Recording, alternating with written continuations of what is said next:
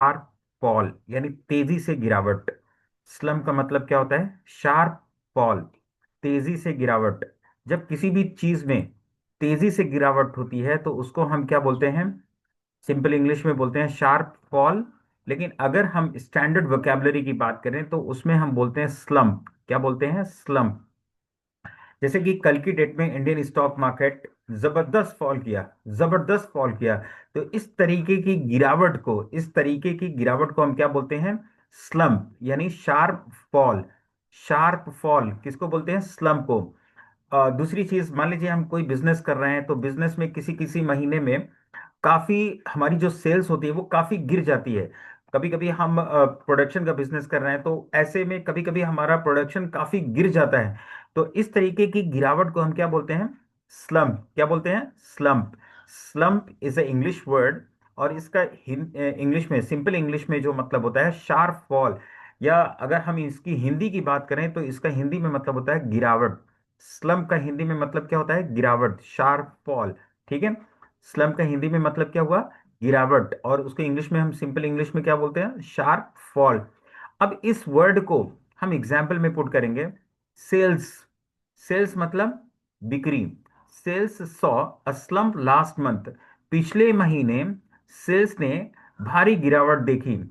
Sales saw a slump last month. Sales ने यानी बिक्री जो हमारी बिक्री होती है उस बिक्री ने पिछले महीने एक भारी गिरावट देखी। Sales saw a slump last month. पिछले महीने बिक्री ने एक भारी गिरावट देखी। तो इस तरीके से हमने जो वर्ड स्लम्प यहाँ पे पढ़ा, वही वर्ड हमने इस एग्जाम्पल में, इस सेंटेंस में पुट किया। इससे फायदा क्या होता है कि हमको एक वर्ड की मीनिंग के साथ साथ उस वर्ड को एक सेंटेंस में पुट करने का आइडिया लग जाता है, प्लेस करने का आइडिया लग जाता है। जब तक हम सेंटेंस में किसी भी वर्ड को प्लेस नहीं कर पाएंगे, रख नहीं पाएंगे, जोड़ नहीं पाएंगे, तब तक उस वर्ड का पढ़ने का कोई मतलब नहीं है। तो फॉर दैट रीजन हमने क्या देखा? एक वर्ड स्लम्प और इसका इंग्लिश में मतलब क्या देखा? Sharp fall. और इसको एग्जाम्पल में जब हमने पुट किया, sales saw a slump last month, पिछले महीने सेल्स ने काफी भारी गिरावट देखी। तो स्लम का मतलब हिंदी में क्या हुआ? गिरावट, sharp fall. Sales saw slump last month. Next हमारा जो है वर्ड वो क्या है? रिफॉर्म। रिफॉर्म एक ऐसा वर्ड है जिसका आज की डेट में काफी ज्यादा यूज होता है, specially for improvement, specially for सुधार। मान लीजिए अगर हमें किसी भी चीज में सुधार लाना है या हमें किसी भी चीज को सुधारना है या हम किसी भी चीज में सुधार की बात करते हैं तो वहां पे ये वर्ड यूज किया जाता है, रिफॉर्म। तो रिफॉर्म का मतलब होता है सुधारना, किसी चीज को इम्प्रूवमेंट देना, किसी चीज को इम्प्रूवमेंट देना या उसमें किसी तरीके का बदलाव लाना, क्या कहलाता है? रिफॉर्म करना। जैसे करंट टाइम में हमारी इकोनॉमी में काफी उथल पुथल है, तो हमारी इकोनॉमी में एक रिफॉर्म की जरूरत है। एक रिफॉर्म, हमारी इकोनॉमी में एक रिफॉर्म की जरूरत है, एक इम्प्रूवमेंट की जरूरत है, एक चेंज की जरूरत है, जिसमें प्रोडक्शन, क्योंकि देखिए जब तक हमारे कंट्री की इकोनॉमी में प्रोडक्शन को प्रायोरिटी नहीं मिलेगी तब तक इंप्लॉयमेंट नहीं बढ़ेगा। जब तक इंप्लॉयमेंट नहीं बढ़ेगा हमारे देश में किसी भी तरीके का कोई भी चेंजेस नहीं आने वाला है। हमारा कंट्री डेवलपिंग कंट्री है और डेवलपिंग कंट्री ही रहेगा जब तक कि इस देश में, इस कंट्री में जो है इकोनॉमिकल रिफॉर्मेशन नहीं आएंगे। तो रिफॉर्म एक वर्ड हुआ जिसका इंग्लिश में मतलब क्या होता है? इम्प्रूवमेंट और चेंज। जैसे किसी भी चीज को रिफॉर्म करने के लिए सबसे इंपॉर्टेंट और सबसे बेसिक जो नीड होती है वो क्या होती है? एजुकेशन।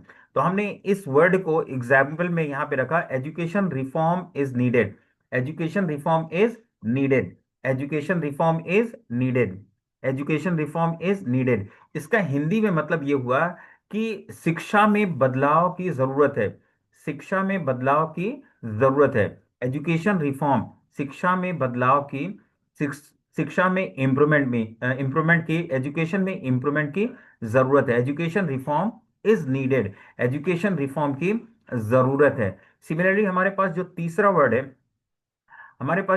वर्ड है वो क्या है? Push back. हमारे पास जो तीसरा वर्ड है, थर्ड वर्ड है, वो क्या है? Push back. तो पुश बैक का हिंदी में मतलब होता है, हिंदी में इसका मतलब होता है विरोध और प्रतिरोध। हिंदी में इसका मतलब क्या होता है? विरोध और प्रतिरोध। पुश बैक का हिंदी में मतलब क्या होता है? विरोध और प्रतिरोध। और इसको इंग्लिश में हम क्या बोलते हैं? रेजिस्टेंस। इसको हम इंग्लिश में क्या बोलते हैं? रेजिस्टेंस। पुश बैक का हिंदी में मतलब क्या हुआ? विरोध और प्रतिरोध। और इसको इंग्लिश में हम क्या बोलते हैं? रेजिस्टेंस। तो रेजिस्टेंस इज अ वर्ड या push back is a word, and the meaning of this particular word push back की मीनिंग क्या हो जाएगी? रेजिस्टेंस।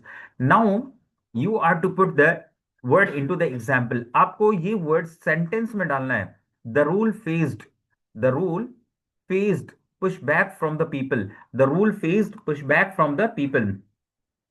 इस नियम का, यानी जो भी नियम आया हो, जो भी रूल आया हो, इस नियम का लोगों ने काफी विरोध किया। The rule faced pushback from people. इस रूल ने, इस नियम ने, इस नियम ने लोगों के विरोध को फेस किया। इस नियम का लोगों ने जबरदस्त विरोध किया। इस नियम का लोगों ने जबरदस्त विरोध किया। The rule faced pushback from people. इस नियम का लोगों ने जबरदस्त विरोध किया। तो पुशबैक का हिंदी में मतलब क्या होता है? विरोध और प्रतिरोध। और इसको इंग्लिश में हम क्या बोलते हैं? रेजिस्टेंस। एग्जाम्पल क्या है? The rule faced push back from people. Rule का जबरदस्त विरोध किया लोगों ने। किसने किया? लोगों ने। पुश बैक किया किसने? लोगों ने। तो इस तरीके से जब भी आप इंग्लिश इंप्रूवमेंट की बात करते हैं, इंग्लिश स्पीकिंग इंप्रूवमेंट की बात करते हैं, तो यहाँ पे सबसे इंपॉर्टेंट ये होता है कि आप बेसिक, इसकी जो नीड है, इंग्लिश स्पीकिंग की जो बेसिक नीड है, वो है वर्ड एंड मीनिंग। तो जितना ज्यादा आप वर्ड मीनिंग इंप्रूव करेंगे, जितना वर्ड मीनिंग आप मेमोराइज करेंगे, जितना वर्ड मीनिंग आप लर्न करेंगे, और साथ ही साथ जितना ज्यादा आप वर्ड मीनिंग के साथ साथ सेंटेंसेस को प्रिपेयर करेंगे, सेंटेंसेस रेडी करेंगे, उतना ही अच्छी इंग्लिश को आप समझ पाएंगे। As per understanding of English आपकी इंक्रीज करेगी। साथ ही साथ आपको बोलने में, स्पीकिंग में भी काफी ज्यादा हेल्प मिलेगी। तो इसीलिए मैं आपसे रिक्वेस्ट करता हूं कि सबसे पहले आप वर्ड मीनिंग इंप्रूव करिए। वर्ड मीनिंग के साथ साथ आप इंग्लिश ग्रामर पे भी थोड़ा सा काम करिए। और फिर overall knowledge is also very important for English speaking as a data backup. तो इंग्लिश स्पीकिंग हो या किसी भी तरीके से पब्लिक स्पीकिंग अगर हमें करनी है, तो आप ये समझिए कि आपके पास डेटा होना चाहिए। अगर आपके पास डेटा नहीं है तो आप क्या ही बोलेंगे?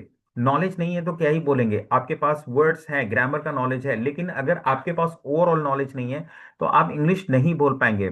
For that reason it's very important to improve your word meanings and also English grammar, and also you need to improve yourself